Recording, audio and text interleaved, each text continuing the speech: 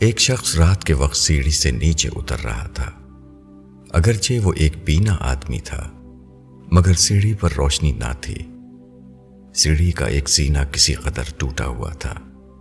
وہ اس کو نہ دیکھنے کی وجہ سے اس پر ٹھیک سے اپنا قدم نہ جما سکا اور پھسل کر گر گیا۔ دوسرا شخص سڑک پر چل رہا تھا۔ دن کا وقت تھا، مگر چلنے والا اندھا تھا۔ سڑک کے کنارے مین ہول کا ڈھکن کھلا ہوا تھا۔ وہ اندھا ہونے کی وجہ سے اس کو نہ دیکھ سکا اور اس کا پاؤں گڑھے میں چلا گیا۔ اس دنیا میں راستہ طے کرنے کے لیے بیک وقت دو چیزوں کی ضرورت ہے، آنکھ اور روشنی۔ اگر آنکھ ہو مگر روشنی نہ ہو، یا روشنی ہو مگر آنکھ نہ ہو، دونوں صورتوں میں انجام ایک ہوگا۔ آدمی گڑھے میں گر کر تباہ ہو جائے گا۔ وہ محفوظ طور پر اپنا راستہ طے نہیں کر سکتا۔ یہی معاملہ پوری انسانی زندگی کا ہے۔ زندگی میں کامیابی کے لیے بھی وہی اصول ہے جو مذکورہ دونوں واقعے میں نظر آتا ہے، یعنی بیک وقت بینائی اور روشنی دونوں چیزوں کا حامل ہونا۔ ایک قوم ہے، اس کے افراد اللہ تعالیٰ کا دیا ہوا دماغ رکھتے ہیں، مگر ان کے پاس علم نہیں۔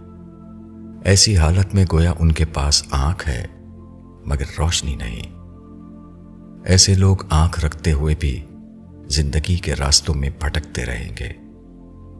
اسی طرح ایک قوم ہے، اس کے افراد تعلیم یافتہ ہیں، مگر ان کا ذہن بگڑا ہوا ہے۔ لوگوں کے دلوں میں نفرت اور جھنجھلاہٹ کے جذبات بھرے ہوئے ہیں۔ ایسی قوم کے بارے میں یہ کہنا صحیح ہوگا کہ ان کے پاس روشنی ہے مگر وہ آنکھ سے محروم ہے۔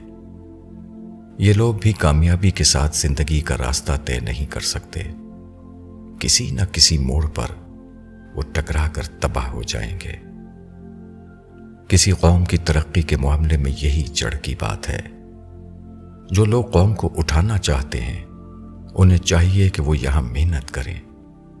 کسی اور میدان میں تقریریں کرنے کا کوئی فائدہ نہیں۔